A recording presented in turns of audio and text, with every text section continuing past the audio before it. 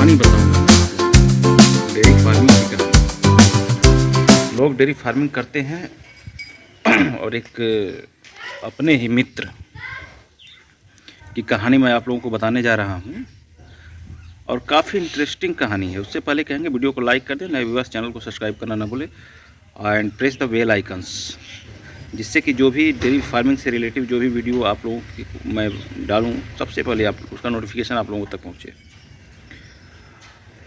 एक मित्र थे, उन्होंने बड़ा ही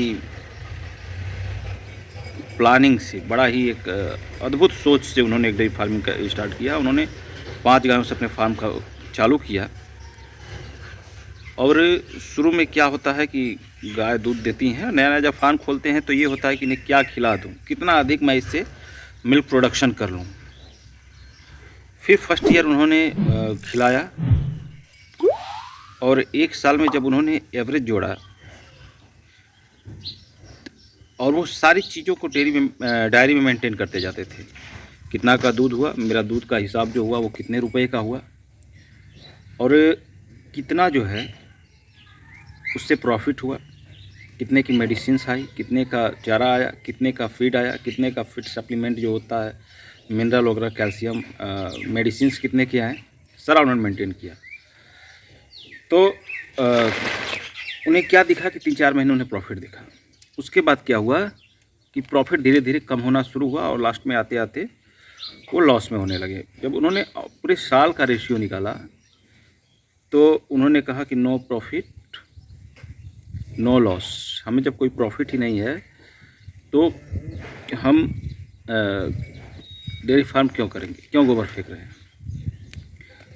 फिर उसके बाद उन्होंने ऐसा किया कि सेकेंड ईयर से क्या किया उन्होंने कि उन्होंने जितना भी मिल्क प्रोडक्शन होता था उसका 60% इन्वेस्ट करते थे गायों पे। गायों का मतलब है कि जो 5 केजी दूध दे रही है उसे 3 केजी राशन देते थे एक टाइम। ऐसे करके तो उन्होंने देखा कि लास्ट में जब गाय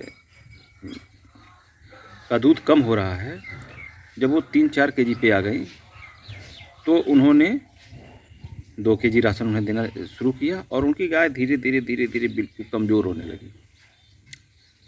कमज़ोर होने का मतलब ये था कि जैसे जैसे शरीर से दूध आप निकालते हैं उनका कैल्शियम जो होता है, वो फास्फोरस जो होता है वो डाउन होने लगता है, क्योंकि उसी से दूध बनना है। तो बाद में वो घबराए और घबरा कर उन्होंने क्या किया कि अब हम अपनी गाय को सेल करेंगे और डेयरी फार्मिंग नहीं करेंगे। तो उन्होंने क्या किया कि कस्टमरों को बुलाया और जो गाय उन्होंने 50,000 में खरीदी थी उसका कोई 12,000 लगा रहा था, कोई 15,000 लगा रहा था और किसी गाय को कोई लेने के लिए भी तैयार नहीं था। तो आप लोग सोच रहे होंगे कि ये कहानी मैं क्यों सुना रहा। मैं कहानी बताने के पीछे एक कारण है कि जब तक से आप इनपुट नहीं देंगे, जितना अच्छा इनपुट देंगे उतना अच्छा आउटपुट पाएंगे। और मैं तो ये देख लिया हूँ डेयरी में कि ये कोई कहे कि नहीं मैं डेयरी फार्मिंग से पूरे साल का रेशियो निकाल के कि फ़ायदा कमा रहा हूँ, तो बहुत ज़्यादा फ़ायदा नहीं है। हाँ, फ़ायदा में क्या है कि जो आपका इन्वेस्ट आप जो है काफ पे करते हैं, बछियों पे करते हैं, धीरे धीरे वो जो 1 साल में 2 बछिया तैयार की, फिर अगले साल 2 कर लिया, अगले साल तो वही जो 5 गाय में अगर 5 गाय है तो कम से कम आप 2 बछिया तो आराम से तैयार कर लेंगे। अगर वो 50-50 हज़ार की भी बछिया होती हैं तो आप जो है 1 लाख की बछड़ी तैयार कर लेंगे और ये मान के चलिए कि वही हमारा प्रॉफिट है और वो एक थोक रकम है। इनको खिलाने के चक्कर में कोई बहुत से डेयरी फार्मरों से विजिट होती है, हम लोग मिलते हैं, लेकिन उनका ये मानना होता है कि अरे यार अभी तो फलनवा का 1 लाख रुपया बाकी है, अभी तक मैं दे ही नहीं पाया और ऐसा लगता है कि मैं दे भी नहीं पाऊँगा। उसके लिए या तो हमें गाय बेच के देना पड़ेगा या फिर किसी से कर्ज लेके ही देना पड़ेगा।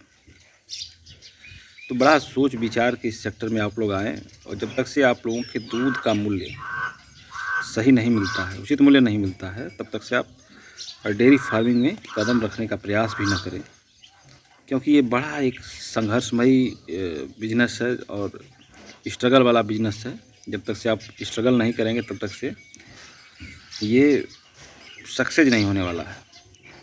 और ये शॉर्ट टाइम का बिजनेस नहीं है कि शॉर्ट टाइम में आप जो है कि शॉर्ट टाइम में वो करके और अच्छा खासा मुनाफा कमा लें,